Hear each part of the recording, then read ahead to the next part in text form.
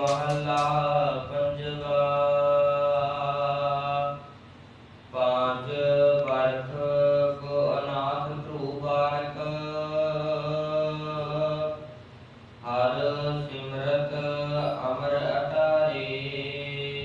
पावन शब्द मारू राग दे अंदर धन गुरु अर्जन देव जी का सुर ताल दे दूसरे घर के अंदर दो ताला शब्द गायन किया गया है। इस पावन शब्द दे विच गुरु महाराज जी सानू सिक्ख्या दिंदे हन कि नाम जपण वाला उम्र करके भावें छोटा होवे ते भावें वड्डा होवे, नाम जपण वाले दी प्रभु परमात्मा रहमत करता है, किरपा करता है, उसकी रखिया करता है। इस दे लई गुरु महाराज जी ने दृष्टांत दिता है ध्रुव भगत का। 5 बरख को अनाथ ध्रुव बारक। 5 साल की उम्र सी ध्रुव भगत दी। एक खेड़दा खेड़दा अपने पिता की गोद दे विच आन के बैठ गया। इसदी मतरेई मां ने इनू गोद दे विचों मां तो फड़ के उठाकर अपने पुत्र नू गोद दे विच बिठा दिता। ये बच्चा सी रोंदा रोंदा अपनी मां के पास आया ते उन्होंने आन के पूछदा है भी माता की तू रानी नहीं हैगी, ये मेरा पिता नहीं हैगा। फिर मेरी दूसरी मां ने मैनू मेरे पिता की गोद दे विचों क्यों उठा दिता, इसका की कारण है। इसकी मां ने कहा मैं रानी तो हाँ, पर पिछले जन्म दे विच मेरे तप दे विच बंदगी दे विच कोई इस तरह की पूर्णता ही रह गई है जिस करके रानी हुंदियां होया भी मैनू रानी वाले सुख ने जिहड़े वो नहीं प्राप्त हो रहे। ये कर्म ने जिहड़े ये बड़े बलवान ने। आप जी नूं कर्मां ते परताए एक साखी सरवण करा रहे हैं। एक ज्योतिषी सी, इसने ज्योतिक विद्या दे नाल ये पता कर लिया कि ब्यासा दरिया के कंढे दे उत्ते एक पारस की वट्टी पई हुई है ते ये पारस की वट्टी है कि मैनू प्राप्त हो जाए तो मेरे घर की जिहड़ी गरीबी है ना ये दूर हो जाएगी। इस पारस की वट्टी के नाल मैं अपने घर के अंदर जितना भी लोहा है वो सारा सोने के विच बदल लवांगा, बड़ा अमीर हो जावांगा।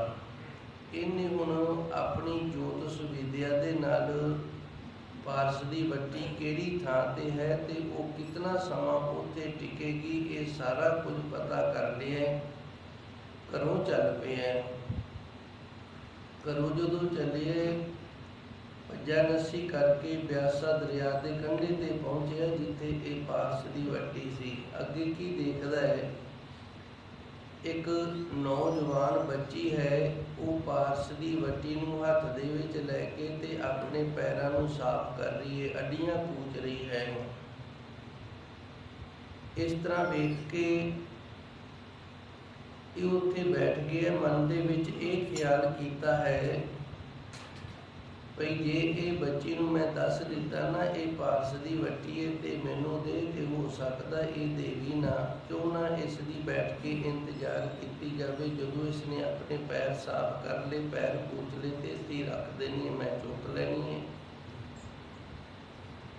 इस तरह विचार करके जदों बैठा है बच्ची ने अपने पैर पूछे ने। जितना समा पारस की वट्टी ने उत्थे रहना सी उतना समा बतीत करके उपरंत उसों चला के दरिया दे विच सट दिता है। पारस की वट्टी दरिया दे विच सट्टी गई है ते ये प्राणी सी जिहड़ा जिन्हें ज्योतिष विद्या के जोर दे नाल ये वेखिया सी कि पारस की वट्टी इत्थे ते मैं इनू लैके बड़ा अमीर हो जावांगा। ये ताहा मार मार के रोन लग गई है। बच्ची ने आख्या तेनू की होया, तू बैठा बैठा रोन लग गया, की गवाच गया तेरा।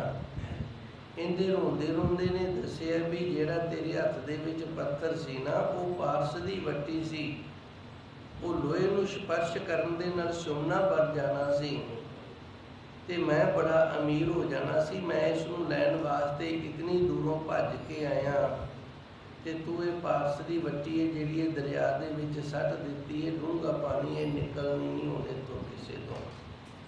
ਇਸ ਵਾਸਤੇ ਮੈਂ ਰੋ ਰਿਹਾ। ਤੂੰ ਤਾਂ ਮੇਰੇ ਕਰਮ ਨੇ ਜਿਹੜੇ ਉਸੇ ਤਰ੍ਹਾਂ ਫਿਰ ਕੰਗਾਲ ਦੇ ਕੰਗਾਲ ਰਹਿਣ ਦਿੱਤੇ ਨੇ। ਤੇ ਇਹ ਬੱਚੀ ਹੱਸ ਕੇ ਕਹਿੰਦੀ ਮੈਂ ਤੇਰੇ ਕਰਮ ਹੀ ਹਾਂ। ਤੂੰ ਜੋਤਿਸ਼ ਵਿਦਿਆ ਦੇ ਨਾਲ ਇਹ ਤਾਂ ਵੇਖ ਲਿਆ ਵੀ ਪਾਰਸ ਦੀ ਵੱਟੀ ਕਿੱਥੇ ਹੈ ਤੇ ਉਹ ਕਿਤਨਾ ਸਮਾਂ ਰਹੇਗੀ, ਪਰ ਤੂੰ ਆਪਣੇ ਕਰਮ ਨਹੀਂ ਵੇਖੇ ਵੀ ਤੇਰੇ ਕਰਮਾਂ ਦੇ ਵਿੱਚ ਇਹ ਹੈਗੀ ਹੈ ਕਿ ਨਹੀਂ ਹੈਗੀ। ਇਸ ਤਰ੍ਹਾਂ ਜਿਹੜੀ ਚੀਜ਼ ਸਾਡੇ ਕਰਮਾਂ ਦੇ ਵਿੱਚ ਨਹੀਂ ਹੁੰਦੀ, ਕਿਸੇ ਨਾ ਕਿਸੇ ਕਾਰਨ ਕਰਕੇ ਉਹ ਸਾਡੇ ਹੱਥ ਦੇ ਵਿੱਚੋਂ ਨਿਕਲ ਜਾਂਦੀ। ਹੱਥ ਦੇ ਵਿੱਚ ਆਈ ਹੋਈ ਵੀ ਸਾਡੇ ਪੱਲੇ ਨਹੀਂ ਪੈਂਦੀ, ਸਾਡੇ ਹੱਥ ਦੇ ਵਿੱਚ ਨਹੀਂ ਰਹਿੰਦੀ। ਇਸੇ ਤਰ੍ਹਾਂ ਧਰੂਪ ਭਗਤ ਦੀ ਮਾਤਾ ਨੇ ਦੱਸਿਆ ਭਾਈ ਪਿਛਲੇ ਜਨਮਾਂ ਦਾ ਕੋਈ ਕਰਮ ਫਲ ਇਸ ਤਰ੍ਹਾਂ ਦਾ ਹੈ। ਮੈਂ ਰਾਣੀ ਤਾਂ ਹਾਂ ਤੇ ਰਾਜੇ ਦੀ ਰਾਣੀ ਹਾਂ। ਬੱਚਾ ਵੀ ਤੂੰ ਇਸ ਰਾਜੇ ਦਾ ਹੀ ਹੈ, ਪਰ ਪਿਛਲੇ ਕਰਮਾਂ ਦਾ ਫਲ ਇਹ ਹੈ ਕਿ ਮੈਂ ਇੱਥੋਂ ਦਾ ਜਿਹੜਾ ਰਾਣੀ ਵਾਲਾ ਸੁੱਖ ਹੈ ਨਾ ਉਹ ਨਹੀਂ ਭੋਗ ਰਹੀ। ਫਿਰ ਇਹ ਕਹਿੰਦਾ ਮੈਨੂੰ ਕੀ ਕਰਨਾ ਚਾਹੀਦਾ ਜਿਸ ਕਰਕੇ ਮੈਂ ਰਾਜਿਆਂ ਵਾਲਾ ਸੁੱਖ ਭੋਗ ਲਵਾਂ। ਇਸ ਦੀ ਮਾਂ ਨੇ ਆਖਿਆ ਤੂੰ ਬੰਦਗੀ ਕਰ ਉਸ ਪਰਮਾਤਮਾ ਦੀ ਤੇ ਉਸ ਤੋਂ ਵਾਰ ਪ੍ਰਾਪਤ ਕਰ, ਫਿਰ ਤੈਨੂੰ ਸਾਰਾ ਕੁਝ ਪ੍ਰਾਪਤ ਹੋ ਜਾਏਗਾ। ਇਹ 5 ਸਾਲ ਦੀ ਉਮਰ ਦੇ ਵਿੱਚ ਘਰ-ਬਾਰ ਛੱਡ ਕੇ ਤੇ ਨਾਰਦ ਮੁਨੀ ਨੂੰ ਆਪਣਾ ਗੁਰੂ ਮੰਨਦਾ ਹੋਇਆ ਜਾ ਕੇ ਬੰਦਗੀ ਕਰਨ ਲੱਗ ਗਿਆ। ਬੰਦਗੀ ਕਰਦਿਆਂ ਕਰਦਿਆਂ ਬੰਦਗੀ ਦੇ ਵਿੱਚ ਇਤਨਾ ਲੀਨ ਹੋ ਗਿਆ ਕਿ ਪ੍ਰਭੂ ਪਰਮਾਤਮਾ ਦੀ ਪ੍ਰਾਪਤੀ ਹੋ ਗਈ, ਨਿਰਇਛੁਕ ਹੋ ਗਏ। ਤੇ ਇਹਨੇ ਵੇਖੋ ਰਾਜ ਭਾਗ ਵੀ ਭੋਗਿਆ। 35,000 ਵਰੇ ਇਹਨੇ ਰਾਜ ਕੀਤਾ ਹੈ ਤੇ ਅੱਜ ਵੀ ਇਹ ਆਕਾਸ਼ ਦੇ ਵਿੱਚ ਚਮਕ ਰਿਹਾ ਹੈ। ਧਰੂ ਤਾਰੇ ਦੇ ਨਾਮ ਦੇ ਨਾਲ ਜਾਣਿਆ ਜਾਂਦਾ ਹੈ ਤੇ ਬਾਕੀ ਤਾਰੇ ਨੇ ਜਿਹੜੇ ਉਹ ਇਸ ਦੇ ਚੁਗਿਰਦ ਪਰਿਕਰਮਾ ਕਰਦੇ ਰਹਿੰਦੇ ਨੇ। ਸੋ ਧੰਨ ਗੁਰੂ ਮਹਾਰਾਜ ਜੀ ਨੇ ਦ੍ਰਿਸ਼ਟਾਂਤ ਦਿੱਤਾ, ਨਾਮ ਜਪਣ ਵਾਲਾ ਬੰਦਗੀ ਕਰਨ ਵਾਲਾ ਜਿਹੜਾ ਉਹ ਭਾਵੇਂ ਉਮਰ ਦੇ ਵਿੱਚ ਛੋਟਾ ਹੋਵੇ, ਉਹਦੇ ਜਿਹੜੇ ਕਰਮ ਨੇ ਨਾਮ ਕਰਕੇ ਬਦਲੇ ਜਾ ਸਕਦੇ ਨੇ। 5 ਬਰਖ ਕੋ ਅਨਾਥ ਧਰੂ ਬਾਰਿਕ, 5 ਸਾਲ ਦੀ ਉਮਰ ਸੀ ਤੇ ਅਨਾਥ ਜਿੰਦਾ ਕੋਈ ਵੀ ਮਾਲਕ ਨਾ ਹੋਵੇ, ਜਿੰਦੀ ਬਾਹ ਫੜਨ ਵਾਲਾ ਕੋਈ ਵੀ ਨਾ ਹੋਵੇ, ਇਹ ਬਚਪਨ ਦੇ ਵਿੱਚ ਸੀ। ਹਰ ਸਿਮਰਤ ਅਮਰ ਅਟਾਰੇ ਤੇ ਹਰੀ ਪਰਮਾਤਮਾ ਨੂੰ ਸਿਮਰਦਾ ਸਿਮਰਦਾ ਅਮਰ ਹੋ ਗਿਆ। ਨਾ ਮਰਨ ਵਾਲੀ ਪਦਵੀ ਹੈ ਜਿਹੜੀ ਉਸ ਨੂੰ ਪ੍ਰਾਪਤ ਕਰ ਲਿਆ। ਅਟਾਰੇ, ਅਟਾਰੇ ਕਹਿੰਦੇ ਨੇ ਉਚਾਈ ਨੂੰ। ਜਿਵੇਂ ਉੱਚਾ ਮਕਾਨ ਹੋਵੇ ਤੇ ਆਪਾਂ ਅਟਾਰੀ ਆਖ ਦਿੰਦੇ ਆ। ਤੇ ਆਕਾਸ਼ ਦੇ ਵਿੱਚ ਸਭ ਤੋਂ ਉੱਚਾ ਹੋ ਕੇ ਚਮਕ ਰਿਹਾ ਹੈ ਜੀ ਕਾਟਿਕ ਪੁੱਤਰ ਹੇਤ ਨਾਰਾਇਣ ਕਹਿਓ, ਜਮ ਕੰਕਰ ਮਾਰ ਬਿਲਾਏ। ਅੱਗੇ ਧੰਨ ਗੁਰੂ ਮਹਾਰਾਜ ਜੀ ਰਹਿਮਤ ਕਰਦੇ ਨੇ, ਨਾਮ ਦੇ ਵਿੱਚ ਬੜੀ ਸਮਰੱਥਾ ਹੈ। ਨਾਮ ਜਪਣ ਕਰਕੇ ਇਹ ਅਜਾਮਲ ਪਾਪੀ ਸੀ ਨਾ ਜਿਹੜਾ, ਇਸ ਦਾ ਨਾਮ ਸੀ ਜਿਹੜਾ ਪਾਪੀਆਂ ਦੇ ਵਿੱਚ ਜੁੜਿਆ ਹੋਇਆ ਸੀ। ਇਸ ਨੇ ਪ੍ਰਭੂ ਪਰਮਾਤਮਾ ਦਾ ਨਾਮ ਜਪਿਆ, ਸਿਮਰਨ ਕੀਤਾ। ਆਪਣਾ ਪੁੱਤਰ ਇਸ ਦਾ ਸੀ, ਉਸ ਦਾ ਨਾਮ ਇਹਨੇ ਸਾਧੂਆਂ ਦੇ ਕਹਿਣ ਤੇ ਨਰੈਣ ਰੱਖ ਲਿਆ ਤੇ ਮਰਨ ਸਮੇਂ ਆਪਣੇ ਬੱਚੇ ਨੂੰ ਯਾਦ ਕੀਤਾ, ਇਹਨੇ ਨਰੈਣ ਆਖਿਆ ਤੇ ਜਮ ਕੰਕਰ ਸਨ ਜਿਹੜੇ ਉਹ ਵੀ ਉੱਥੋਂ ਦੂਰ ਹੋ ਗਏ ਸਨ। ਪੁੱਤਰ ਹੇਤ ਨਰਾਇਣ ਕਹਿਓ, ਹੇਤ ਪੁੱਤਰ ਦਾ ਸੀ ਤੇ ਨਾਮ ਰੱਬ ਦਾ ਲਿਆ ਗਿਆ। ਜਮ ਕੰਕਰ ਮਾਰ ਪਦਾਰੇ, ਇਸ ਤਰ੍ਹਾਂ ਜਮ ਕੰਕਰ ਨੇ ਜਿਹੜੇ ਸਾਨੂੰ ਦੁੱਖ ਦੇਣ ਵਾਲੇ ਪ੍ਰਭੂ ਪਰਮਾਤਮਾ ਦੇ ਨਾਮ ਕਰਕੇ ਉਹ ਦੂਰ ਹੋ ਗਏ ਹਨ ਜੀ। ਮੇਰੇ ਠਾਕੁਰ ਕੀਤੇ ਅਗਣਤ ਉਦਾਰੇ। ਇਹ ਰਹੋ ਵਾਲੀਆਂ ਤੁਕਾਂ ਨੇ, ਇਹਨਾਂ ਤੁਕਾਂ ਦੇ ਅੰਦਰ ਗੁਰੂ ਮਹਾਰਾਜ ਜੀ ਰਹਿਮਤ ਕਰਦੇ ਨੇ। ਹੇ ਮੇਰੇ ਵਾਹਿਗੁਰੂ ਜੀਓ, ਮੇਰੇ ਠਾਕੁਰ, ਹੇ ਮੇਰੇ ਵਾਹਿਗੁਰੂ ਜੀ, ਕੀਤੇ ਅਗਣਤ ਉਦਾਰੇ। ਅਗਣਤ ਕਹਿੰਦੇ ਨੇ ਜਿਨ੍ਹਾਂ ਦੀ ਗਿਣਤੀ ਕੋਈ ਨਹੀਂ ਹੈਗੀ। ਤੂੰ ਕਿਰਪਾ ਕੀਤੀ ਹੈ ਨਾਮ ਜਪਣ ਵਾਲਿਆਂ ਦਾ, ਇਤਨਿਆਂ ਜ਼ਿਆਦਿਆਂ ਦਾ ਭਲਾ ਕਰਤਾ ਹੈ ਕਿ ਅਸੀਂ ਗਿਣਤੀ ਕਰਕੇ ਨਹੀਂ ਦੱਸ ਸਕਦੇ ਹਾਂ ਜੀ। ਮੋਹਿ ਦੀਨ ਅਲਪ ਮਤ ਨਿਰਗੁਣ ਪਰਿਓ ਸਰਨ ਦੁਆਰੇ।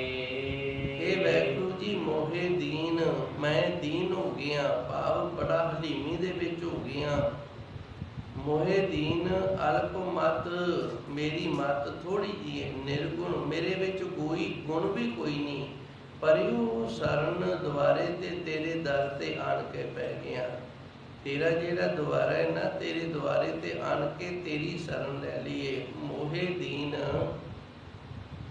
ਦੀਨ ਦੇ ਬੜੇ ਅਰਥ ਹੁੰਦੇ ਨੇ। ਦੀਨ ਦਾ ਅਰਥ ਧਰਮ ਵੀ ਹੁੰਦਾ ਹੈ। ਦੁਨੀਆ ਕਾਰਨ ਦੀਨ ਗਵਾਇਆ, ਗੁਰਬਾਣੀ ਦੇ ਅੰਦਰ ਫਰਮਾਨ ਹੁੰਦਾ ਹੈ, ਦੁਨੀਆ ਦੇ ਮਗਰ ਲੱਗ ਕੇ ਨਾ ਅਸੀਂ ਕਈ ਵਾਰੀ ਧਰਮ ਗਵਾ ਲੈਂਦੇ ਹਾਂ। ਆ ਵੇਖਿਆ ਆਪਣੇ ਪਿੰਡ ਦੇ ਕਈ ਬੱਚੇ ਇਸ ਤਰ੍ਹਾਂ ਦੇ ਨੇ, ਉਹਨਾਂ ਨੇ ਪਹਿਲੋਂ ਅੰਮ੍ਰਿਤ ਛਕਿਆ ਸੀ, ਮਾੜੀ ਸੰਗਤ ਦੇ ਵਿੱਚ ਪੈਣ ਕਰਕੇ ਨਾ ਉਹ ਹੁਣ ਉਹਨਾਂ ਦੇ ਨਾਲ ਰਲ ਗਏ ਨੇ। ਦੁਨੀਆ ਕਾਰਨ ਦੀਨ ਗਵਾਇਆ। ਇਸ ਤਰ੍ਹਾਂ ਕਈ ਵਾਰੀ ਅਸੀਂ ਦੁਨੀਆ ਦੇ ਮਗਰ ਲੱਗ ਕੇ, ਲੋਕਾਂ ਦੇ ਮਗਰ ਲੱਗ ਕੇ ਤੇ ਆਪਣਾ ਧਰਮ ਹੈ ਜਿਹੜਾ ਉਹ ਗਵਾ ਲੈਂਦੇ ਹਾਂ। ਦੀਨ ਦਾ ਅਰਥ ਧਰਮ ਵੀ ਹੈ, ਦੀਨ ਦਾ ਅਰਥ ਗਰੀਬੀ ਵੀ ਹੈ। ਜਿੰਦੇ ਪੱਲੇ ਕੁਝ ਨਾ ਹੋਵੇ ਉਹਨੂੰ ਵੀ ਆਪਾਂ ਕਹਿ ਦਿੰਦੇ ਹਾਂ ਇਹ ਬੜਾ ਦੀਨ ਹੈ, ਭਾਵੇਂ ਦੇ ਪੱਲੇ ਕੁਝ ਨਹੀਂ, ਬੜਾ ਗਰੀਬ ਹੈ। ਦੀਨ ਦਾ ਅਰਥ ਹਲੀਮੀ ਵੀ ਹੈ। ਦੀਨ ਦਰਦ ਦੁੱਖ ਭੰਜਨਾ, ਦੀਨ ਦਾ ਅਰਥ ਹਲੀਮੀ ਵੀ ਹੈ। ਦੀਨ ਦਰਦ ਦੁੱਖ ਭੰਜਨਾ, ਗੁਰੂ ਮਹਾਰਾਜ ਜੀ ਰਹਿਮਤ ਕਰਦੇ ਨੇ ਜਿਨ੍ਹਾਂ ਦੇ ਅੰਦਰ ਹਲੀਮੀ ਹੈ ਨਾ, ਉਹਨਾਂ ਦਾ ਦਰਦ ਜਿਹੜਾ ਤੇ ਦੁੱਖ ਹੈ ਇਹਦਾ ਤੂੰ ਨਾਸ ਕਰਦਾ ਹੈ। ਇੱਥੇ ਮੋਹੇ ਦੀਨ, ਹੇ ਵਾਹਿਗੁਰੂ ਜੀ ਮੈਂ ਦੀਨ ਹੋ ਗਿਆ, ਭਾਵ ਮੇਰਾ ਚਾਰਾ ਕੋਈ ਨਹੀਂ ਚੱਲਦਾ, ਮੇਰਾ ਆਸਰਾ ਕੋਈ ਨਹੀਂ। ਅਲਪ ਮਤ, ਤੇ ਮਤ ਵੀ ਥੋੜੀ ਜਿਹੀ ਹੈ, ਜ਼ਿਆਦਾ ਸਿਆਣਾ ਵੀ ਨਹੀਂ ਹੈਗਾ। ਜੇ ਜ਼ਿਆਦਾ ਸਿਆਣਾ ਹੋਵੇ ਤੇ ਫਿਰ ਵੀ ਕੋਈ ਆਸਰਾ ਬਣਾ ਲੈਂਦਾ ਹੈ, ਸਿਆਣਪ ਵੀ ਜ਼ਿਆਦਾ ਨਹੀਂ ਹੈਗੀ। ਨਿਰਗੁਣ, ਕੋਈ ਗੁਣ ਵੀ ਨਹੀਂ ਹੈਗਾ ਕਿ ਜਿਹੜੇ ਗੁਣ ਕਰਕੇ ਮੈਂ ਕੁਝ ਨਾ ਕੁਝ ਕਰ ਸਕਾਂ। ਸਾਰੇ ਪਾਸਿਓਂ ਨਿਸਖਣਾ ਹਾਂ। ਪਰਿਓ ਸਰਨ ਦੁਆਰੇ, ਪਰ ਇੱਕ ਹੀ ਜਿਹੜਾ ਉਹ ਤੇਰੀ ਕਿਰਪਾ ਹੋ ਗਈ ਹੈ, ਰਹਿਮਤ ਹੋ ਗਈ ਹੈ, ਤੇਰੀ ਸ਼ਰਨ ਦੇ ਵਿੱਚ ਆ ਗਏ ਹਾਂ, ਤੇਰੇ ਦਰ ਤੇ ਜੁੜ ਗਏ ਹਾਂ ਜੀ। ਰਹਾਉ ਬਾਲਮੀਕ ਸੁਪਚਾਰੋ ਤਰਿਓ, ਬਦਕ ਤਰੇ ਵਿਚਾਰੇ। ਵਿਸ਼ਰਾਮ ਲਾ ਕੇ ਅੱਗੇ ਧੰਨ ਗੁਰੂ ਮਹਾਰਾਜ ਜੀ ਰਹਿਮਤ ਕਰਦੇ ਨੇ। ਬਾਲਮੀਕ ਸੁਪਚਾਰੋ ਤਰਿਓ, ਇਹ ਬਾਲਮੀਕ ਨਾ ਦੋ ਹੋਏ ਨੇ। ਇੱਕ ਬਾਲਮੀਕ ਸੀ ਜਿਹੜਾ ਉਹ ਬਟਵਾਰਾ ਸੀ, ਭਾਵ ਰਸਤੇ ਤੇ ਜਾਂਦਿਆਂ ਨੂੰ ਉਹ ਲੁੱਟ ਲੈਂਦਾ ਸੀ। ਉਹ ਬਾਲਮੀਕ ਜਿਹੜਾ ਉਹ ਪਿਛਲੇ ਯੁੱਗਾਂ ਦੇ ਵਿੱਚ ਹੋਇਆ। ਇੱਕ ਬਾਲਮੀਕ ਹੋਇਆ ਦੁਆਪਰ ਦੇ ਵਿੱਚ ਕ੍ਰਿਸ਼ਨ ਭਗਵਾਨ ਦੇ ਸਮੇਂ। ਇਹ ਜਿਹੜਾ ਬਾਲਮੀਕ ਹੈ ਇਹਦੇ ਨਾਲ ਸੁਪਚਾਰੂ ਸ਼ਬਦ ਲੱਗਿਆ ਗੁਰਬਾਣੀ ਦੇ ਅੰਦਰ। ਮੈਂ ਫਿਰ ਦੱਸ ਦਿਆਂ, ਬਾਲਮੀਕ ਦੋ ਹੋਏ ਨੇ ਤੇ ਦੋਵੇਂ ਭਗਤ ਹੋਏ ਨੇ। ਇੱਕ ਬਾਲਮੀਕ ਹੋਇਆ, ਉਹਦੇ ਨਾਮ ਦੇ ਨਾਲ ਬਟਵਾਰਾ ਲੱਗਦਾ ਹੈ। ਗੁਰੂ ਮਹਾਰਾਜ ਜੀ ਨੇ ਗੁਰਬਾਣੀ ਦੇ ਅੰਦਰ ਨਿਰਣਾ ਦਿੱਤਾ ਹੈ, ਉਹ ਇਸ ਕਰਕੇ ਕਿ ਸਾਨੂੰ ਪਤਾ ਲੱਗ ਜਾਏ ਵੀ ਗੁਰਬਾਣੀ ਦੇ ਅੰਦਰ ਕਿਹੜੇ ਬਾਲਮੀਕ ਦੀ ਗੱਲ ਕੀਤੀ ਹੈ। ਜੇ ਬਾਲਮੀਕ ਦੇ ਨਾਲ ਬਟਵਾਰਾ ਲੱਗਿਆ ਤੇ ਫਿਰ ਉਹ ਰਸਤੇ ਤੇ ਜਾਂਦਿਆਂ ਨੂੰ ਮਾਰਨ ਵਾਲਾ ਬਾਲਮੀਕ ਉਹ ਬਾਲਮੀਕ ਹੈ ਜਿਹੜਾ ਸ਼੍ਰੀ ਰਾਮਚੰਦਰ ਦੇ ਸਮੇਂ ਹੋਇਆ ਹੈ।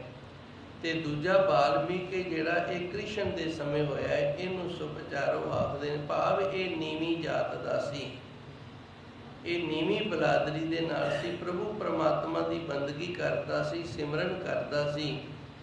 ਇਸ ਕਰਕੇ ਇਹਨੂੰ ਭਗਤਾਂ ਵਾਲੀ ਪਦਵੀ ਹੈ ਜਿਹੜੀ ਇਹ ਪ੍ਰਾਪਤ ਹੋ ਗਈ। ਇਹਦਾ ਮੈਂ ਥੋੜਾ ਜਿਹਾ ਪ੍ਰਸੰਗ ਆਪ ਜੀ ਨੂੰ ਸੁਣਾਉਣਾ। ਜਿਸ ਵਕਤ ਪਾਂਡਵਾਂ ਨੇ ਕੌਰਵਾਂ ਦਾ ਨਾਸ਼ ਕਰ ਦਿੱਤਾ ਤੇ ਸਾਰਾ ਰਾਜ ਭਾਗ ਸੀ ਜਿਹੜਾ ਉਹ ਆਪਣੇ ਅਧੀਨ ਕਰ ਲਿਆ, ਉਸ ਵਕਤ ਕ੍ਰਿਸ਼ਨ ਭਗਵਾਨ ਦੇ ਕਹਿਣ ਤੇ ਜਗ ਰਚਿਆ ਗਿਆ। ਜਦੋਂ ਜਗ ਰਚਿਆ ਗਿਆ ਤੇ ਇੱਕ ਉੱਚਾ ਘੜਿਆਲ ਸੀ ਜਿਹੜਾ ਉਹ ਰੱਖਿਆ ਗਿਆ ਵੀ ਜਦੋਂ ਸਾਡਾ ਜਗ ਸੰਪੂਰਨ ਹੋ ਗਿਆ ਨਾ, ਉਸ ਵਕਤ ਹਵਾ ਦੇ ਝੋਕੇ ਦੇ ਨਾਲ ਇਹ ਘੜਿਆਲ ਆਪੇ ਹੀ ਖੜਕ ਪਵੇਗਾ ਤੇ ਅਸੀਂ ਸਮਝਾਂਗੇ ਵੀ ਪਰਮਾਤਮਾ ਨੇ ਸਾਡਾ ਇਹ ਜਗ ਨਾ ਜਿਹੜਾ ਇਹ ਪ੍ਰਵਾਨ ਕਰ ਲਿਆ, ਸੰਪੂਰਨ ਹੋ ਗਿਆ। ਜਗ ਕੀਤਾ ਗਿਆ ਪਹਿਲੀ ਵਾਰ, ਪਰ ਘੜਿਆਲ ਨਹੀਂ ਖੜਕਿਆ। ਕ੍ਰਿਸ਼ਨ ਭਗਵਾਨ ਨੂੰ ਬੇਨਤੀ ਕੀਤੀ ਪਾਂਡਵਾਂ ਨੇ, ਜੀ ਅੰਤਰਜਾਮਤਾ ਦੇ ਨਾਲ ਵੇਖੋ ਕੀ ਕਮੀ ਰਹਿ ਗਈ ਹੈ। ਕ੍ਰਿਸ਼ਨ ਭਗਵਾਨ ਨੇ ਵੇਖਿਆ ਭਾਈ ਤੁਸੀਂ ਸਾਰੇ ਸੱਦ ਲਏ ਨੇ ਤੇ ਜਿਹੜਾ ਬਾਲਮੀਕ ਹੈ ਨਾ ਉਹਨੂੰ ਤੁਸੀਂ ਚਮਿਆਰ ਕਰਕੇ ਸੱਦਿਆ ਨਹੀਂ, ਨੀਵੀਂ ਜਾਤ ਦਾ ਹੋਣ ਕਰਕੇ ਸੱਦਿਆ ਨਹੀਂ। ਉਹ ਪਰਮਾਤਮਾ ਦਾ ਭਗਤ ਹੈ। ਇਸ ਕਰਕੇ ਤੁਹਾਡਾ ਜੱਗ ਜਿਹੜਾ ਇਹ ਸੰਪੂਰਨ ਨਹੀਂ ਹੋਇਆ। ਦੂਜੀ ਵਾਰ ਫਿਰ ਜੱਗ ਕੀਤਾ ਗਿਆ ਤੇ ਵਾਲਮੀਕ ਸੁਪਚਾਰੇ ਨੂੰ ਸੱਦਿਆ ਗਿਆ। ਜਦੋਂ ਸੱਦਿਆ ਗਿਆ, ਸਾਰੇ ਪ੍ਰਕਾਰ ਦੇ ਜਿਹੜੇ ਪਦਾਰਥ ਤਿਆਰ ਕੀਤੇ ਸਨ ਇਹਨੂੰ ਪਰੋਸ ਦਿੱਤੇ ਗਏ। ਇਹਨੇ ਕੀ ਕੀਤਾ, ਸਾਰੇ ਪਦਾਰਥਾਂ ਨੂੰ ਕੋਲੀਆਂ ਦੇ ਵਿੱਚੋਂ ਕੱਢ ਕੇ ਤੇ ਥਾਲ ਦੇ ਵਿੱਚ ਇਕੱਠੇ ਕਰ ਲਏ। ਵੇਖ ਕੇ ਤੇ ਦ੍ਰੋਪਦੀ ਸੀ ਜਿਹੜੀ, ਉਹਦੇ ਮਨ ਦੇ ਵਿੱਚ ਇਹ ਖਿਆਲ ਆ ਗਿਆ ਵੀ ਇਹ ਨੀਵੀਂ ਜਾਤ ਦਾ, ਇਹਨੂੰ ਤਾਂ ਖਾਣਾ ਹੀ ਨਹੀਂ ਆਉਂਦਾ। ਹੁਣ ਮਨ ਦੇ ਵਿੱਚ ਘਿਰਨਾ ਆ ਗਈ ਹੈ ਵੀ ਇਹਨੂੰ ਤਾਂ ਖਾਣਾ ਹੀ ਨਹੀਂ ਆਉਂਦਾ, ਤੇ ਜੱਗ ਫਿਰ ਨਹੀਂ ਸੰਪੂਰਨ ਹੋਇਆ। ਫਿਰ ਕ੍ਰਿਸ਼ਨ ਭਗਵਾਨ ਨੂੰ ਪਾਂਡਵਾਂ ਨੇ ਬੇਨਤੀ ਕੀਤੀ, ਜੀ ਹੁਣ ਤਾਂ ਵਾਲਮੀਕ ਨੂੰ ਵੀ ਪ੍ਰਸ਼ਾਦਾ ਪਾਣੀ ਛਕਾ ਦਿੱਤਾ ਤੇ ਜੱਗ ਫਿਰ ਨਹੀਂ ਸੰਪੂਰਨ ਹੋਇਆ। ਫਿਰ ਕ੍ਰਿਸ਼ਨ ਭਗਵਾਨ ਨੇ ਦੱਸਿਆ ਵੀ ਜਦੋਂ ਇਹ ਪ੍ਰਸ਼ਾਦਾ ਛਕ ਲਿਆ ਸੀ ਨਾ, ਇਹਨੇ ਸਾਰੇ ਪ੍ਰਕਾਰ ਦੇ ਜਿਹੜੇ ਪਦਾਰਥ ਸਨ ਕੌਲੀਆਂ ਬਾਟੀਆਂ ਚੋਂ ਕੱਢ ਕੇ ਥਾਲ ਦੇ ਵਿੱਚ ਪਾ ਕੇ ਤੇ ਛਕਣੇ ਸ਼ੁਰੂ ਕਰ ਦਿੱਤੇ। ਤੇ ਦ੍ਰੋਪਦੀ ਦੇ ਮਨ ਦੇ ਵਿੱਚ ਵੇਖ ਕੇ ਨਫ਼ਰਤ ਹੋ ਗਈ ਵੀ ਇਹ ਨੀਵੀਂ ਜਾਤ ਦਾ, ਇਹਨੂੰ ਰਾਜਿਆਂ ਮਹਾਰਾਜਿਆਂ ਦੇ ਖਾਣੇ ਕਿੱਥੇ ਖਾਣੇ ਆਉਂਦੇ ਨੇ। ਇਸ ਕਰਕੇ ਇਸ ਦਾ ਨਿਰਾਦਰ ਹੋ ਗਿਆ। ਤਾਂ ਕਰਕੇ ਫਿਰ ਇਹ ਜਾਗੇ ਜਿਹੜਾ ਇਹ ਸੰਪੂਰਨ ਨਹੀਂ ਹੋਇਆ। ਕਹਿੰਦੇ ਨੇ ਤੀਜੀ ਵਾਰ ਫਿਰ ਜੱਗ ਰਚਿਆ ਗਿਆ ਤੇ ਫਿਰ ਵਾਲਮੀਕ ਨੂੰ ਸੱਦਿਆ ਗਿਆ। ਇਹਨੇ ਉਸੇ ਤਰ੍ਹਾਂ ਹੀ ਫਿਰ ਕੀਤਾ, ਪਰ ਹੁਣ ਦ੍ਰੋਪਦੀ ਨੂੰ ਪਤਾ ਸੀ ਵੀ ਮੈਂ ਕੁਝ ਬੋਲਣਾ ਨਹੀਂ ਹੈਗਾ, ਜਿਵੇਂ ਛਕਦਾ ਇਹਨੂੰ ਛਕਣ ਦਿਓ। ਤੇ ਫਿਰ ਤੀਜੀ ਵਾਰ ਜਿਹੜਾ ਘੜਿਆਲ ਖੜਕਿਆ ਤੇ ਇਹਨਾਂ ਦਾ ਜੱਗ ਸੀ ਜਿਹੜਾ ਸੰਪੂਰਨ ਹੋਇਆ। ਦ੍ਰੋਪਦੀ ਦੀ ਸ਼ੰਕਾ ਦੂਰ ਕਰਨ ਵਾਸਤੇ ਕ੍ਰਿਸ਼ਨ ਭਗਵਾਨ ਨੇ ਵਾਲਮੀਕ ਨੂੰ ਪੁੱਛਿਆ, ਭਈ ਤੁਸੀਂ ਸਾਰੇ ਪਦਾਰਥ ਨੇ ਜਿਹੜੇ ਉਹ ਇਕੱਠੇ ਕਰਕੇ ਕਿਉਂ ਛਕੇ ਨੇ, ਵੱਖੋ ਵੱਖਰੇ ਇਹਨਾਂ ਦੇ ਟੈਸਟ ਸਵਾਦ ਲੈ ਕੇ ਕਿਉਂ ਨਹੀਂ ਛਕਣਾ ਕੀਤੇ। ਇਹਨੇ ਆਖਿਆ, ਜੀ ਮੈਂ ਜਦੋਂ ਪ੍ਰਸ਼ਾਦਾ ਛਕਦਾ ਆਪਣੇ ਵਾਹਿਗੁਰੂ ਨੂੰ ਯਾਦ ਕਰਦਾ, ਪਰਮਾਤਮਾ ਨੂੰ ਯਾਦ ਕਰਨਾ, ਤੇ ਜਿਹੜੀ ਬੁਰਕੀ ਮੈਂ ਪਹਿਲੂ ਮੂੰਹ 'ਚ ਪਾ ਲੈਣਾ ਉਹਦਾ ਭੋਗ ਲੱਗ ਜਾਂਦਾ, ਬਾਕੀ ਰਹਿ ਜਾਂਦੇ ਆ, ਕਿਉਂਕਿ ਦੂਜੀ ਵਾਰ ਸਾਡਾ ਹੱਥ ਝੂਠਾ ਹੋ ਜਾਂਦਾ ਹੈ। ਇਸ ਵਾਸਤੇ ਮੇਰੇ ਅੰਦਰ ਖਿਆਲ ਹੋਇਆ ਵੀ ਮੈਂ ਸਾਰੇ ਜਿਤਨੇ ਵੀ ਪਦਾਰਥ ਨੇ ਤਾਂ ਹੀ ਛਕਾਂਗਾ ਜੇ ਸਾਰਿਆਂ ਦਾ ਭੋਗ ਮੇਰੇ ਵਾਹਿਗੁਰੂ ਨੂੰ ਲੱਗ ਜਾਵੇ। ਇਸ ਕਰਕੇ ਮੈਂ ਸਾਰੇ ਇਕੱਠੇ ਕਰਕੇ ਤੇ ਆਪਣੇ ਪਰਮਾਤਮਾ ਨੂੰ ਯਾਦ ਕਰਕੇ ਮੂੰਹ ਦੇ ਵਿੱਚ ਬੁਰਕੀ ਪਾਈ। ਹੁਣ ਮੇਰੇ ਵਾਹਿਗੁਰੂ ਨੂੰ ਸਾਰੇ ਪਦਾਰਥਾਂ ਦਾ ਭੋਗ ਲੱਗ ਗਿਆ। ਸੋ ਗੁਰਸਿੱਖ ਨੇ ਜਿਹੜੇ ਗੁਰੂ ਮਹਾਰਾਜ ਜੀ ਨੇ ਉਹਨਾਂ ਦੇ ਲਈ ਇਹ ਵੀ ਮਰਿਆਦਾ ਕਾਇਮ ਕੀਤੀ, ਜਦੋਂ ਗੁਰਸਿੱਖ ਨੇ ਪ੍ਰਸ਼ਾਦਾ ਛਕਣਾ ਉਦੋਂ ਉਹਨੇ ਆਪਣੇ ਗੁਰੂ ਨੂੰ ਯਾਦ ਕਰਨਾ। ਜਿਹੜਾ ਅਨਪੜ੍ਹ ਉਹਨੇ ਵਾਹਿਗੁਰੂ ਆਖ ਕੇ ਮੁੱਖ 'ਚ ਬੁਰਕੀ ਪਾਣੀ ਹੈ। ਜਿਹੜਾ ਪੜ੍ਹਿਆ ਲਿਖਿਆ ਉਹਨੇ ਸ਼ਲੋਕ ਪੜ੍ਹਨਾ ਹੁੰਦਾ ਹੈ, ਕਾਮ ਕ੍ਰੋਧ ਅਰ ਲੋਭ ਮੋਹ ਬਿਨਸ ਜਾਏ ਅੰਮੇਵ, ਨਾਨਕ ਪ੍ਰਭ ਸਰਨਾਗਤੀ ਕਰ ਪ੍ਰਸ਼ਾਦ ਗੁਰਦੇਵ। ਸੋ ਇਹ ਵਾਲਮੀਕ ਜਿਹੜਾ ਵੇਖੋ ਬੰਦਗੀ ਕਰਕੇ ਇਹਦਾ ਵੀ ਭਲਾ ਹੋ ਗਿਆ। ਵਾਲਮੀਕ ਸਪਚਾਰੋ ਤਰਿਓ, ਇਹ ਵੀ ਤਰ ਗਿਆ। ਬਦਕ ਤਰੇ ਵਿਚਾਰੇ, ਬਦਕ ਕਹਿੰਦੇ ਨੇ ਸ਼ਿਕਾਰੀ ਨੂੰ।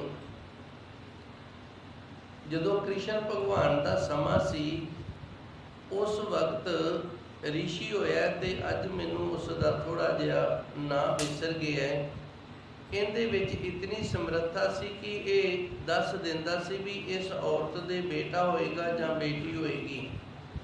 ਤੇ ਜਿਤਨੇ ਵੀ ਗਾਈਆਂ ਚਾਰਨ ਵਾਲੇ ਕ੍ਰਿਸ਼ਨ ਭਗਵਾਨ ਦੇ ਸੰਬੰਧੀ ਗਵਾਲੇ ਸਨ ਨਾ, ਉਹਨਾਂ ਸਾਰਿਆਂ ਨੇ ਇਕੱਠਿਆਂ ਹੋ ਕੇ ਕ੍ਰਿਸ਼ਨ ਭਗਵਾਨ ਦੇ ਬੱਚੇ ਦੀ ਅਜੇ ਉਮਰ ਛੋਟੀ ਸੀ ਤੇ ਉਹਨੂੰ ਲੜਕੀ ਵਾਲੇ ਵਸਤਰ ਪਵਾ ਕੇ ਪੇਟ ਤੇ ਇੱਕ ਬਟਲੀ ਜੀ ਬੰਨ੍ਹ ਦਿੱਤੀ ਤੇ ਇਸ ਰਿਸ਼ੀ ਦੇ ਅੱਗੇ ਲੈ ਗਏ ਤੇ ਜਾ ਕੇ ਪੁੱਛਿਆ, ਜੀ ਇਹਦੇ ਕੀ ਹੋਏਗਾ। ਉਹਨੇ ਜਦੋਂ ਅੰਤਰਜਾਮਤਾ ਦੇ ਨਾਲ ਵੇਖਿਆ ਵੀ ਇਹ ਤਾਂ ਬੱਠਲ ਬੰਨੀ ਫਿਰਦੇ ਨੇ, ਉਹਨੇ ਆਖਿਆ ਜਿਹੜਾ ਵੀ ਇਹ ਹੋਏਗਾ ਨਾ ਇਹ ਤੁਹਾਡਾ ਨਾਸ ਕਰੇਗਾ।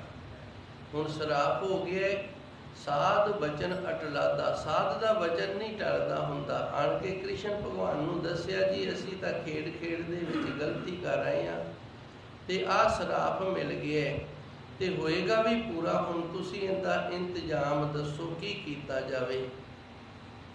ਕ੍ਰਿਸ਼ਨ ਭਗਵਾਨ ਨੇ ਕਿਹਾ, ਫਿਰ ਇਸ ਤਰ੍ਹਾਂ ਕਰੋ, ਇਹਨੂੰ ਨਾ ਦਰਿਆ ਦੇ ਕੰਢੇ ਤੇ ਲਿਜਾ ਕੇ ਬਰੇਤੀ ਦੇ ਨਾਲ ਘਸਾਣਾ ਸ਼ੁਰੂ ਕਰ ਦਿਓ। ਇਹਨਾਂ ਨੇ ਬਟਲੀ ਨੂੰ ਘਸਾਣਾ ਸ਼ੁਰੂ ਕਰ ਦਿੱਤਾ ਤੇ ਅਖੀਰ ਦੇ ਵਿੱਚ ਥੋੜਾ ਜਿਹਾ ਰਹਿ ਗਿਆ, ਉਂਗਲ ਕੁ ਜਿੰਨਾ। ਇਹ ਹੁਣ ਘਸਦਾ ਨਹੀਂ, ਜਦੋਂ ਘਸਾਉਂਦੇ ਨੇ ਗਰਮ ਹੋ ਜਾਂਦਾ ਹੈ ਤੇ ਹੱਥ ਸੜਨ ਲੱਗਦਾ, ਨਾ ਹੱਥ ਵਿੱਚ ਆਉਂਦਾ ਹੈ। ਇਹਨਾਂ ਨੇ ਬੱਚੇ ਸਨ, ਇਹਨਾਂ ਨੇ ਇਹ ਪਾਣੀ 'ਚ ਸੱਟ ਦਿੱਤਾ। ਜਦੋਂ ਲੋਹੇ ਨੂੰ ਆਪਾਂ ਘਸਾਨੇ ਆ, ਮਾਂਜਦੇ ਆ ਤੇ ਇਹਦੇ ਵਿੱਚ ਚਮਕ ਆ ਜਾਂਦੀ। ਜਦੋਂ ਪਾਣੀ 'ਚ ਸੱਟਿਆ ਚਮਕਦਾ ਸੀ ਤੇ ਇੱਕ ਮੱਛ ਨੇ ਮੂੰਹ ਦੇ ਵਿੱਚ ਇਹਨੂੰ ਪਾ ਲਿਆ। ਜਦੋਂ ਮੱਛ ਨੇ ਮੂੰਹ ਦੇ ਵਿੱਚ ਪਾ ਲਿਆ ਤੇ ਉਧਰੋਂ ਇਹ ਸ਼ਿਕਾਰੀ ਸੀ ਜਿਹੜਾ, ਇਹਨੇ ਜਾਲ ਪਾਇਆ ਤੇ ਮੱਛ ਪਕੜੇ ਗਏ। ਬਾਕੀ ਸਾਰੇ ਇਹਨੇ ਵੇਚ ਦਿੱਤੇ, ਇਹ ਆਪ ਦੇ ਖਾਣ ਵਾਸਤੇ ਰੱਖ ਲਈ। ਇਹ ਵਿਧੀ ਦਾ ਵਿਧਾਨ ਹੈ। ਉਹ ਪ੍ਰਭੂ ਪਰਮਾਤਮਾ ਆਪ ਹੀ ਉਸ ਤਰ੍ਹਾਂ ਦੇ ਯੋਗ ਬਣਾ ਦਿੰਦਾ ਹੈ। ਘਰੇ ਲਿਆ ਕੇ ਜਦੋਂ ਚੀਰਿਆ ਤੇ ਵਿੱਚੋਂ ਲੋਹਾ ਨਿਕਲਿਆ, ਬੜਾ ਪੱਕਾ ਤੇ ਸਾਫ ਸੁਥਰਾ ਵੇਖ ਕੇ ਤੇ ਆਪਣੇ ਤੀਰ ਦੀ ਜਿਹੜੀ ਮੁੱਖੀ ਸੀ ਨਾ ਉਹ ਬਣਾ ਲਈ। ਸਮਾਂ ਆ ਗਿਆ ਜਦੋਂ ਸਾਧੂ ਦਾ ਵਚਨ ਪੂਰਾ ਹੋਣ ਲੱਗਾ ਤੇ ਜਾਦਵ ਸਨ ਜਿਹੜੇ, ਇਹਨਾਂ ਦੇ ਕੋਈ ਪ੍ਰੋਗਰਾਮ ਸੀ। ਇਹਨਾਂ ਨੇ ਆਖਿਆ ਭਈ ਇਸ ਤਰ੍ਹਾਂ ਕਰਦੇ ਹਾਂ, ਦਰਿਆ ਦੇ ਕੰਢੇ ਤੇ ਜਾ ਕੇ ਆਪਾਂ ਇਹ ਪ੍ਰੋਗਰਾਮ ਕਰਦੇ ਹਾਂ, ਉੱਥੇ ਲੰਗਰ ਪਾਣੀ ਦਾ ਸਾਰਾ ਇੰਤਜ਼ਾਮ ਹੋਏਗਾ, ਪਾਣੀ ਇਹ ਠੰਡੀ ਹਵਾ ਚੱਲਦੀ ਹੈ ਤੇ ਉੱਥੇ ਸਾਰਾ ਕਰਦੇ ਹਾਂ।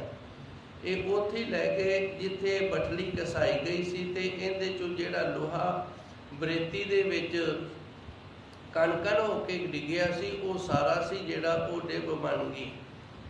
ਉੱਥੇ ਇਹ ਦਾਰੂ ਦੂਰੂ ਪੀ ਕੇ ਲੜ ਪਏ ਤੇ ਆਪਸ ਦੇ ਵਿੱਚ ਉਸੇ ਡਿੱਬ ਦੇ ਨਾਲ ਹੀ ਇਹ ਮਾਰ ਕੇ ਮਰ ਗਏ। ਉਹ ਤਲਵਾਰਾਂ ਸ਼ਸਤਰਾਂ ਦਾ ਰੂਪ ਧਾਰਨ ਕਰਕੇ ਸਾਰੇ ਜਾਦਵ ਸਨ ਜਿਹੜੇ, ਇਹ ਸਾਰੇ ਦੇ ਸਾਰੇ ਨਾਸ ਹੋ ਗਏ।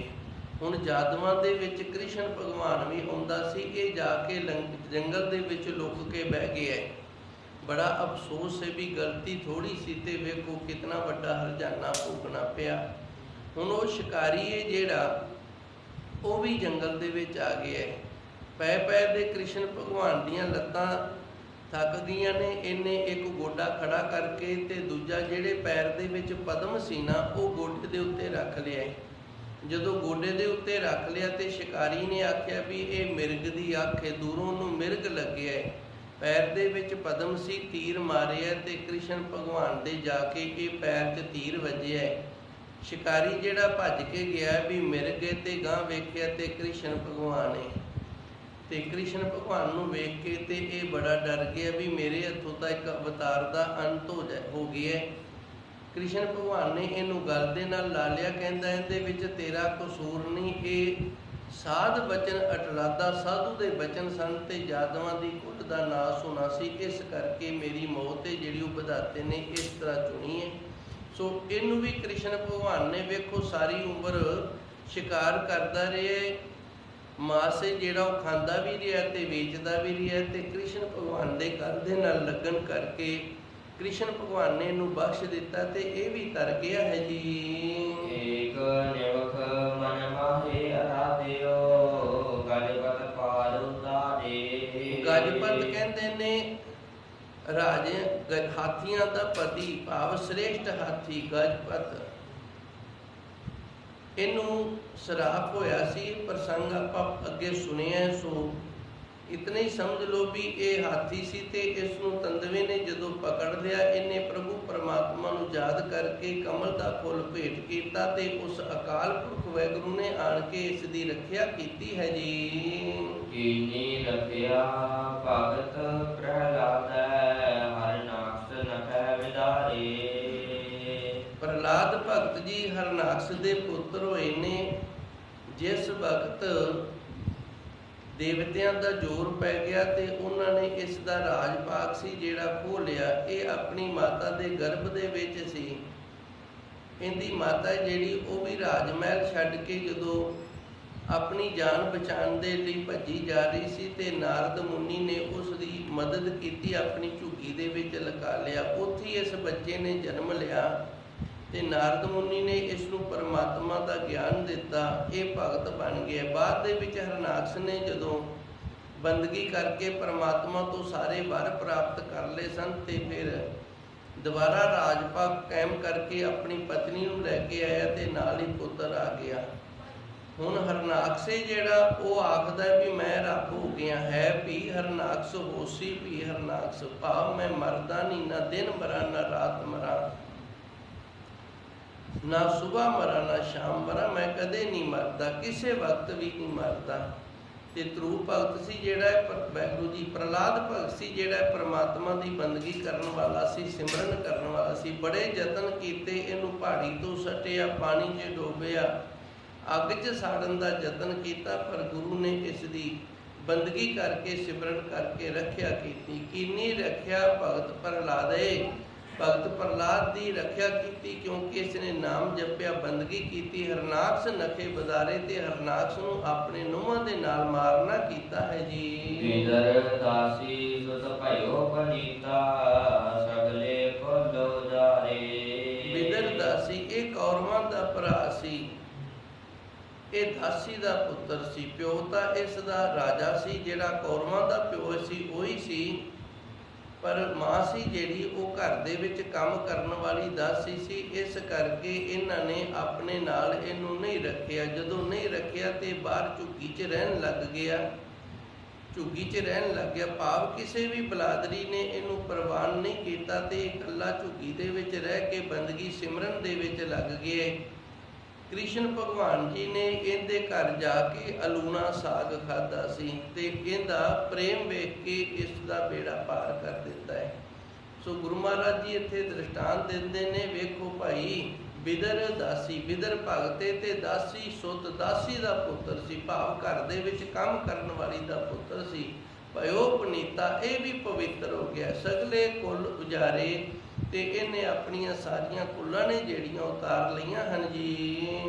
ਆਇਓ ਸਾਧ, ਆਇਓ ਕਵਨ ਪਰਾਧ, ਕਵਨ ਪਰਾਧ, ਬਤਾਓ ਆਪਣੇ, ਮਿਥਿਆ ਮੋਹ ਮਗਨਾਈ। ਧੰਨ ਗੁਰੂ ਮਹਾਰਾਜ ਜੀ ਰਹਿਮਤ ਕਰਦੇ ਨੇ, ਕਵਨ ਪਰਾਧ ਬਤਾਓ ਆਪਣੇ। ਹੇ ਮੇਰੇ ਅਕਾਲ ਪੁਰਖ ਵਾਹਿਗੁਰੂ, ਮੇਰੇ ਵਿੱਚ ਇਤਨੇ ਜ਼ਿਆਦੇ ਗੁਨਾਹ ਨੇ, ਮੈਂ ਕਿਹੜਾ ਕਿਹੜਾ ਗੁਨਾਹ ਆਪ ਜੀ ਨੂੰ ਦੱਸਾਂ। ਮਿਥਿਆ ਮੋਹ ਮਗਨਾਰੇ, ਤੇ ਜਿਹੜਾ ਸੰਸਾਰ ਝੂਠਾ ਹੈ, ਸੰਸਾਰ ਦੇ ਝੂਠੇ ਪਦਾਰਥ ਨੇ, ਇਹਨਾਂ ਦੇ ਮੋਹ ਦੇ ਵਿੱਚ ਮੈਂ ਮਗਨ ਰਹਿਣਾ ਹਾਂ ਜੀ। ਆਇਓ ਸ਼ਾਮ ਨਾਨਕ ਓਟ, ਹਰਿ ਜੀ ਦੀਜੈ ਪੂਜਾ ਪ੍ਰਸਾਰੇ। ਆਇਓ ਸ਼ਾਮ, ਸ਼ਾਮ ਦਾ ਅਰਥ ਹੁੰਦਾ ਸ਼ਰਨ ਦੇ ਵਿੱਚ ਆ ਜਾਣਾ। ਹੇ ਮੇਰੇ ਸੱਚੇ ਸਤਿਗੁਰ ਜੀ, ਮੈਂ ਆਪ ਜੀ ਦੀ ਸ਼ਰਨ ਦੇ ਵਿੱਚ ਆ ਗਿਆ ਹਾਂ। ਆਇਓ ਸ਼ਾਮ ਨਾਨਕ ਓਟ ਹਰਿ ਕੀ, ਹੇ ਹਰੀ ਅਕਾਲ ਪੁਰਖ ਵਾਹਿਗੁਰੂ, ਮੈਂ ਤੇਰਾ ਆਸਰਾ ਲੈ ਕੇ ਤੇ ਤੇਰੀ ਸ਼ਰਨ ਵਿੱਚ ਆ ਗਿਆ। ਗੁਰੂ ਮਹਾਰਾਜ ਜੀ ਰਹਿਮਤ ਕਰਦੇ ਨੇ, ਲਿਜੇ ਪੂਜਾ ਪਸਾਰੇ। ਪੂਜਾ ਪਸਾਰੇ ਦਾ ਅਰਥ ਹੁੰਦਾ ਬਾਹਾਂ ਖੋਲ ਕੇ ਤੇ ਮੈਨੂੰ ਆਪਣੀ ਗਲਵਕੜੀ ਦੇ ਵਿੱਚ ਲੈ ਲਵੋ, ਮੈਨੂੰ ਸੰਭਾਲਣਾ ਕਰੋ ਜੀ। ਮਾਰੂ ਮਹੱਲਾ ਪੰਜਵਾ, ਵੇਤ ਨਵੇਤ ਪ੍ਰਮਿਓ ਗੋਪਾਤੀ, ਅਨਕ ਜਤਨ ਕਰਤਾਏ। ਧੰਨ ਗੁਰੂ ਅਰਜਨ ਦੇਵ ਜੀ ਦਾ ਇਹ ਦੂਸਰਾ ਪਾਵਨ ਸ਼ਬਦ ਮਾਰੂ ਰਾਗ ਦੇ ਅੰਦਰ ਹੈ। ਵਿੱਤ, ਵਿੱਤ ਦਾ ਅਰਥ ਹੁੰਦਾ ਦੌਲਤ, ਤੇ ਨਵਿਤ, ਨਵਿਤ ਦਾ ਅਰਥ ਹੁੰਦਾ ਨਿਮਿਤ। ਜਿਵੇਂ ਜਦੋਂ ਕੋਈ ਪ੍ਰਾਣੀ ਸਰੀਰ ਛੱਡ ਜਾਂਦਾ ਤੇ ਆਪਾਂ ਉਸ ਦੇ ਨਿਮਿਤ ਬਾਣੀ ਪੜ੍ਹਦੇ ਹਾਂ, ਮਗਰੋਂ ਸਹਿਜ ਪਾਠ ਜਾਂ ਅਖੰਡ ਪਾਠ ਸਾਹਿਬ ਕਰਦੇ ਹਾਂ। ਨਿਮਿਤ ਕਿਸੇ ਦੇ ਲਈ ਜੋ ਕੀਤਾ ਜਾਵੇ ਉਸ ਨੂੰ ਨਿਮਿਤ ਆਖਦੇ ਨੇ। ਤੇ ਵਿੱਤ ਦਾ ਅਰਥ ਹੁੰਦਾ ਦੌਲਤ। ਵਿੱਤ ਨਵਿਤ ਭ੍ਰਮਿਓ ਬਹੁਪਾਤੀ, ਹੇ ਮੇਰੇ ਅਕਾਲ ਪੁਰਖ ਵਾਹਿਗੁਰੂ, ਮੈਂ ਤਾਂ ਪੈਸੇ ਪੈਸੇ ਦੇ ਲਈ ਨਾ, ਪੈਸੇ ਪੈਸੇ ਦੇ ਨਿਮਿਤ ਦੇ ਲਈ ਬੜੇ ਤਰੀਕਿਆਂ ਦੇ ਨਾਲ ਦੁਨੀਆ ਦੇ ਵਿੱਚ ਘੁੰਮਦਾ ਰਿਹਾ ਹਾਂ। ਅਨਕ ਯਤਨ ਕਰਤਾਏ, ਤੇ ਬੜੇ ਯਤਨ ਕੀਤੇ ਨੇ, ਬੜੇ ਯਤਨ ਕਰਕੇ ਬੜੀਆਂ ਭੱਜਾਂ ਨੱਠੀਆਂ ਕੀਤੀਆਂ ਹਨ ਜੀ। ਜੋ ਜੋ ਕਰਮ ਕੀਏ ਹਾਉ ਹਾਉ ਮੈਂ, ਤੇ ਭਏ ਅਜਾਏ। ਤੇ ਜਿਹੜਾ ਜਿਹੜਾ ਵੀ ਮੈਂ ਕਰਮ ਕੀਤਾ ਨਾ, ਹੋ ਦਾ ਅਰਥ ਮੈਂ, ਤੇ ਹਉਮੈ, ਹਉਮੈ ਦੇ ਵਿੱਚ ਆਣ ਕੇ ਜੇ ਕੋਈ ਚੰਗਾ ਕਰਮ ਕਰ ਲਿਆ ਨਾ ਤੇ ਫਿਰ ਮੈਨੂੰ ਉੱਥੇ ਆਣ ਕੇ ਹਉਮੈ ਪੈ ਗਈ। ਤੇ ਪੈ ਜਾਏ, ਉਹ ਵੀ ਕੀਤੇ ਨੇ ਸਫਲ ਹੋ ਗਏ। ਮੈਂ ਥੋੜਾ ਜਿਹਾ ਹੋਰ ਸਮਝਾਉਣ ਦਾ ਯਤਨ ਕਰਾਂਗਾ। ਧੰਨ ਗੁਰੂ ਮਹਾਰਾਜ ਜੀ ਰਹਿਮਤ ਕਰਦੇ ਨੇ, ਅਸੀਂ ਪੈਸੇ ਦੇ ਨਿਮਿਤ ਨਾ ਦੁਨੀਆ ਕਾ ਛੱਡੀਏ ਤੇ ਚਾਰੇ ਪਾਸੇ ਬੜਾ ਭੱਜਾ ਨੱਠੀ ਕੀਤੀ ਹੈ। ਜਿੱਥੇ ਵੀ ਪਤਾ ਲੱਗਦਾ ਵੀ ਇੱਥੋਂ 4 ਪੈਸੇ ਬਣਨਗੇ, ਉਧਰ ਨੂੰ ਅਸੀਂ ਭੱਜ ਗਏ ਹਾਂ। ਯਤਨ ਕੀਤਾ ਮਾਇਆ ਕਮਾਉਣ ਦਾ। ਜੋ ਜੋ ਕਰਮ ਕੀਏ ਹੋ, ਜਿਹੜਾ ਵੀ ਮੈਂ ਕੋਈ ਕਰਮ ਕੀਤਾ, ਕੋਈ ਚੰਗਾ ਕਰਮ ਕੀਤਾ, ਹਉਮੈ, ਉਹਦੇ ਵਿੱਚ ਮੈਂ ਹਉਮੈ ਲੈ ਆਂਦੀ ਵੀ ਇਹ ਮੈਂ ਕੀਤਾ ਹੈ, ਇਹ ਮੇਰੇ ਤੋਂ ਹੋਇਆ ਹੈ। ਇੱਕ ਵਾਰੀ ਦਾਸ ਸੰਤ ਮਸਕੀਨ ਸਿੰਘ ਜੀ ਦੀ ਕਥਾ ਸੁਣ ਰਿਹਾ ਸੀ। ਉਹਨਾਂ ਨੇ ਆਪਣੀ ਕਥਾ ਦੇ ਵਿੱਚ ਦੱਸਿਆ, ਕਹਿੰਦੇ ਜੀ ਅਸੀਂ ਪਟਨਾ ਸਾਹਿਬ ਕਥਾ ਕਰਦੇ ਸੀ ਤੇ ਕਥਾ ਕਰਕੇ ਸੰਗਤ ਗਈ ਚਲੀ, ਤੇ ਅਸੀਂ ਜਦੋਂ ਬਾਹਰ ਆਏ ਨਾ, ਇੱਕ ਬਜ਼ੁਰਗ ਸੀ, बड़ी वड्डी उम्र सी, होएगा 80 85 90 साल का, ते वो ना पत्थर के उत्ते धरती ते हथ मार रही है। संत जी कहते ने असी पूछया भई तू इत्थे की लभ रहा बजुर्गा? मैं लभ देना जे तेरी निगाह घट है तां। कहंदा पुत्र पिछले साल भी मैं आया सी ते इत्थे पैसे दे के गया सी ते कहंदे सी पत्थर ते तेरा नाम लिख देवांगे। वेखा इत्थे किसे पत्थर ते मेरा नाम लिखिया कि नहीं लिखिया? एक ही ये हौमे है भी मेरा नाम लिखिया जावे ते लोकां नूं ये पता लगे भी इस बंदे ने इतने पैसे ने जिहड़े ये गुरुद्वारा साहिब दे लई भेंट कीते ने। गुरमुखो गुरु घर अपना नाम लभण वास्ते नहीं आईदा, गुरु घर गुरु तो नाम दी दात लैण वास्ते आईदा है। ये है हौमे। जे कोई चंगा कर्म जीवन दे विच करन नूं मिल गया ना ते वो भी असी अजाए गवा दिता, उहदे विच हौमे कर ली, हंकार कर ली भी ये तां मैं कीता, ते पै अजाए वो भी व्यर्थ दे विच चले गए। हाँ जी। अवर दिन काहू काज न लाए, अवर दिन बाकी जेड़े दिन ने ना काहू काज ना लाए, वो भी कदे परमात्मा दी बंदगी सिमरन करन वाले काम दे विच नहीं लाए। कुछ दिन ने जेड़े वो तां माया कमाउण दे विच ला दिते, कुछ दिन सन जेड़े वो चंगे कर्म करन दे विच ला दिते ते वो भी खराब कर ले, उहदे विच हौमे ले आंदी। कुछ दिन ने जेड़े वो वेले रह के व्यर्थ दे विच गवा ले, किसे काम दे विच नहीं लाए। हाँ जी। सो दिन मुको दीजै प्रभ जियो, जा दिन हरि जस गाए। हे वैगुरु तू किरपा कर इस तरह के दिन साडे ते आउण ही ना, इनू इस तरह समझना है। सो दिन मोको दीजे प्रभ जियो, हे वैगुरु जी किरपा कर वो दिन साडे उत्ते आउण, सानू वो दिन दे। भाव हे वैगुरु इस तरह के दिन साडे दे उत्ते आउण कि असी तेरा नाम जपीए। जेड़े हौमे दे विच कर्म करन वाले ने जां व्यर्थ दे विच गवाउण वाले ने, आलस करके वेला रह के जो दिन गवाउण वाले ने, ये दिन साडे ते ना आउण, वो दिन साडे ते आउण, सानू वो दिन प्राप्त होण जिन्हां दिनां दे विच असीं तेरा जस गायन करदे रहिए, तेरे नाम दे नाल जुड़े रहिए। सो दिन मोको दीजे प्रभ जियो, वैगुरु जेड़े बाकी दिन रह गए ने ना, वो दिनां नूं इस तरह करके सानू देना करो कि असी तेरे जस नूं गायन करिए जी। रहाओ पुत्र कलतर ग्रह देख पसारा, ऐसी मैं उरझाए। अगे विश्राम ला के गुरु महाराज जी रहमत करते ने, पुत्र साडी संतान है, कलतर ये पत्नी है, पुत्र कलतर गृह ये साडा घर है, देख पसारा इस तरह अपना खुला घर, खुला परिवार ते पत्नी है जेड़ी, इन्हां नूं वेख करके इस ही मैं उलझाए ते अपना जीवन है जेड़ा इन्हां दे विच ही उलझा के व्यर्थ गवा लिया है जी। माया मद चाक भई उदमाते, यार हर कबू न गाए। माया मद, मद कहते ने मस्त हो जान नूं। मद का अर्थ हंकार भी हुंदा है। माया दे हंकार दे विच जां माया दे विच मस्त हो के चाख, चाख का अर्थ हुंदा उस दा स्वाद लै करके, माया दे विच मस्त हो के माया नूं चख करके भै उदमाते ते असी उदमाते पुठी मत वाले हो गए। माते का अर्थ है मस्त, उदमाते का अर्थ है पुठी मत वाले, भाव गलत पासे लगे हुए हैं। हर हर कबू ना गाए, कदे भी हरि अकाल पुरख वैगुरु का जस गायन नहीं किया है जी। वेद खोजी बहु प्रकारा, बिन संतन नहीं पाए।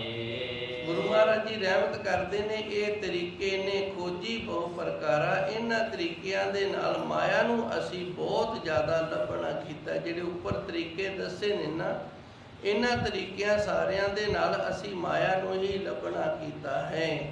जे कोई चंगा कर्म किया तो उत्थे भी मन दे विच यही ख्याल आया भी गुरु महाराज जी कहते ने जे असी दान करांगे तो उनका सानू दसवंध मिलेगा। उत्थे भी माया जिहड़ी है इस लालच दे विच दित्ती भी सानू ये 10 गुना हो के मिलेगी। जे कोई होर चंगा कर्म किया तो उहदे विच भी भावना यही सी भी सानू कोई सुख मिलेगा, तो अंदर होमे आ गई असी ये कीता है। यानी ये विद खोजी बहु प्रकारा, इस तरीकियां दे नाल ਅਸੀਂ ਮਾਇਆ ਦੀ ਭਾਵਨਾ ਵਾਲੇ ਹੋ ਕੇ ਮਾਇਆ ਦੇ ਨਾਲ ਹੀ ਜੁੜੇ ਰਹੇ ਹਾਂ। ਬਿਨ ਸੰਤਨ ਨਹੀਂ ਪਾਏ। ਪ੍ਰਭੂ ਪਰਮਾਤਮਾ ਦੀ ਪ੍ਰਾਪਤੀ ਹੈ ਜਿਹੜੀ ਉਹ ਸਤ ਸੰਗਤ ਤੋਂ ਬਿਨਾਂ, ਸੰਤਾਂ ਮਹਾਂਪੁਰਸ਼ਾਂ ਦੀ ਕਿਰਪਾ ਤੋਂ ਬਿਨਾਂ ਨਹੀਂ ਹੁੰਦੀ ਹੈ ਜੀ। ਤੁਮ ਦਾਤਾਰ ਵੱਡੇ ਪ੍ਰਭ ਸਮਰੱਥ ਮੰਗਣ ਕਉ ਦਾਨ ਆਏ। ਇਹ ਮੇਰੇ ਅਕਾਲ ਪੁਰਖ ਵਾਹਿਗੁਰੂ ਤੂੰ ਦਾਤਾ ਹੈ ਤੇ ਵੱਡਾ ਹੈ, ਸਮਰੱਥਾ ਵਾਲਾ ਹੈ। ਇਸ ਕਰਕੇ ਤੇਰੇ ਤੋਂ ਅਸੀਂ ਨਾਮ ਦੀ ਦਾਤ ਹੈ ਜਿਹੜੀ ਇਹ ਮੰਗਣ ਵਾਸਤੇ ਆਏ ਹਾਂ ਜੀ। ਤਿਆਗਿਓ ਸਗਲਾ ਮਾਨ ਮਾਤਾ ਦਾਸ ਰੇਨ ਸਰਨਾਏ। ਸੱਚੇ ਸਤਿਗੁਰ ਕਿਰਪਾ ਕਰਦੇ ਨੇ। ਆਖਰੀ ਪੌੜੀ ਦੀਆਂ ਤੁਕਾਂ ਨੇ, ਤਿਆਗਿਓ ਸਗਲਾ ਮਾਨ ਮਹੱਤਾ। ਜਿਹੜਾ ਸਾਡੇ ਅੰਦਰ ਹੰਕਾਰ ਸੀ ਉਹ ਵੀ ਹੁਣ ਅਸੀਂ ਛੱਡ ਦਿੱਤਾ ਹੈ, ਮਹੱਤਾ। ਤੇ ਜਿਹੜਾ ਸਾਡੇ ਅੰਦਰ ਬੜਪਣਾ ਸੀ ਉਹ ਵੀ ਅਸੀਂ ਛੱਡ ਦਿੱਤਾ। ਦਾਸ ਰੇਨ ਸਰਨਾਏ। ਹੁਣ ਅਸੀਂ ਦਾਸਾਂ ਦੀ ਰੇਨ ਹੋ ਗਏ ਹਾਂ। ਬੜਪਣਾ ਛੱਡ ਕੇ ਹੀ ਦਾਸਾਂ ਦੀ ਰੇਨ ਬਣਿਆ ਜਾਂਦਾ ਹੈ। ਦਾਸ ਰੇਨ ਸਰਨਾਏ। ਹੇ ਮੇਰੇ ਵਾਹਿਗੁਰੂ ਜੀਓ, ਜਿਹੜੇ ਤੇਰੇ ਦਾਸ ਨੇ ਨਾ, ਉਹਨਾਂ ਦੇ ਚਰਨਾਂ ਦੀ ਰੇਨ ਬਣ ਕੇ ਤੇ ਅਸੀਂ ਤੇਰੀ ਸ਼ਰਨ ਦੇ ਵਿੱਚ ਆ ਗਏ ਹਾਂ। ਮਾਨ ਮਹੱਤਾ, ਜਿਹੜਾ ਸਾਡੇ ਅੰਦਰ ਬੜਪਣੇ ਦਾ ਮਹਾਨ ਸੀ ਉਹ ਵੀ ਛੱਡ ਦਿੱਤਾ ਹੈ। ਇਹ ਸਾਰਾ ਕੁਝ ਛੱਡ ਕੇ ਤੇ ਤੇਰੀ ਸ਼ਰਨ ਦੇ ਵਿੱਚ ਜੁੜ ਗਏ ਹਾਂ ਜੀ। ਕਉ ਨਾਨਕ ਹਰਿ ਮਿਲ ਭਏ ਏਕੈ ਮਹਾ ਆਨੰਦ ਸੁਖ ਪਾਏ। ਧੰਨ ਗੁਰੂ ਜੀ ਰਹਿਮਤ ਕਰਦੇ ਨੇ। ਜਦੋਂ ਅਸੀਂ ਸਾਰਾ ਕੁਝ ਛੱਡ ਕੇ, ਮਾਨ ਹੰਕਾਰ ਹਉਮੈ ਨੂੰ ਛੱਡ ਕੇ, ਇਹਨਾਂ ਦਾ ਤਿਆਗ ਕਰਕੇ ਦਾਸ ਬਣ ਕੇ ਉਸ ਪ੍ਰਭੂ ਪਰਮਾਤਮਾ ਦੇ ਦਾਸਾਂ ਦੀ ਰੇਨ ਬਣ ਜਾਂਦੇ ਆ, ਤੇ ਫਿਰ ਗੁਰੂ ਕਿਰਪਾ ਕਰਦਾ ਹੈ, ਰਹਿਮਤ ਕਰਦਾ ਹੈ। ਹਰ ਮਿਲ ਭਏ ਏਕੇ। ਹਰੀ ਅਕਾਲ ਪੁਰਖ ਵਾਹਿਗੁਰੂ ਨੂੰ ਮਿਲ ਕਰਕੇ ਫਿਰ ਇੱਕ ਹੋਇਆ ਜਾਂਦਾ, ਨਹੀਂ ਤਾਂ ਇੱਕ ਨਹੀਂ ਹੋਇਆ ਜਾਂਦਾ। ਕਹੋ ਨਾਨਕ ਹਰ ਮਿਲ ਭਏ ਏਕੈ ਮਹਾ ਆਨੰਦ ਸੁਖ ਪਾਏ। ਤੇ ਫਿਰ ਸਭ ਤੋਂ ਵੱਡਾ ਸੁਖ ਤੇ ਸਭ ਤੋਂ ਵੱਡਾ ਆਨੰਦ ਹੈ ਜਿਹੜਾ ਉਸ ਦੀ ਪ੍ਰਾਪਤੀ ਹੁੰਦੀ ਹੈ। ਧੰਨ ਗੁਰਬਾਣੀ ਦੇ ਅੰਦਰ ਬਾਬਾ ਫਰੀਦ ਜੀ ਦੇ ਸ਼ਲੋਕ ਆਉਂਦੇ ਨੇ। ਬਾਬਾ ਫਰੀਦ ਜੀ ਦੀ ਵੱਡੀ ਉਮਰ ਹੋ ਗਈ ਤੇ ਬਾਬਾ ਫਰੀਦ ਜੀ ਨੇ ਪਰਮਾਤਮਾ ਨੂੰ ਗੁਹਾਰ ਲਾਈ, ਬੇਨਤੀ ਕੀਤੀ, ਅਜੇ ਸੋ ਰੱਬ ਨਾ ਪੌੜਿਓ ਦੇਖ ਬੰਦੇ ਕੇ ਭਾਗ। ਬਾਬਾ ਫਰੀਦ ਜੀ ਕਹਿੰਦੇ ਨੇ, ਹੇ ਵਾਹਿਗੁਰੂ, ਮੈਂ ਤੇਰਾ ਬੰਦਾ ਤੇ ਮੇਰੇ ਵੇਖ ਭਾਗ ਕਿਸ ਤਰ੍ਹਾਂ ਦੇ ਨੇ। ਸਾਰੀ ਉਮਰ ਜਿਹੜੀ ਹੈ ਉਹ ਬੰਦਗੀ ਕਰਦੇ ਦੀ ਲੰਘ ਗਈ ਹੈ ਤੇ ਅਜੇ ਤੱਕ ਰੱਬ ਨਹੀਂ ਮਿਲਿਆ, ਅਜੇ ਤੱਕ ਮੈਨੂੰ ਰੱਬ ਨਹੀਂ ਪੌੜਿਆ। ਤੇ ਕਹਿੰਦੇ ਨੇ ਫਿਰ ਆਕਾਸ਼ਬਾਣੀ ਹੋਈ, ਧੰਨ ਗੁਰੂ ਮਹਾਰਾਜ ਜੀ ਨੇ ਉਹ ਵੀ ਦਰਜ ਕੀਤੀ ਹੈ।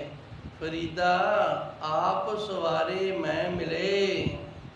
ਤੂੰ ਆਪ ਦਾ ਸਵਾਰ ਤੇ ਵੇਖੀ ਮੈਂ ਤੈਨੂੰ ਜ਼ਰੂਰ ਮਿਲਾਂਗਾ। ਫਰੀਦਾ ਆਪ ਸਵਾਰੇ ਮੈਂ ਮਿਲੇ, ਮੈਂ ਮਿਲਿਆ ਸੋ ਹੋਏ।